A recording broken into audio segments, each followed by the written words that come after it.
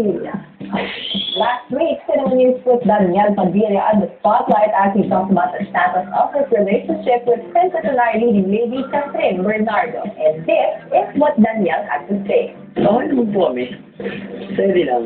Hindi ko alam kung may tawag dun eh. Pero sana, yung mga tawag yun. Hindi po. Kumbaga nagkakaintindihan po kayo na. Pero hindi po kayo.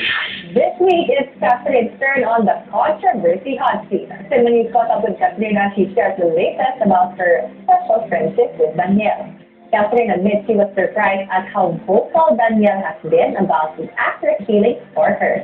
Siyempre, at first, nagulat ako kasi hindi naman lahat ng guys ganito vocal katulad ni DJ na kung nararamdaman sabihin sa interview, sa kahit kanino.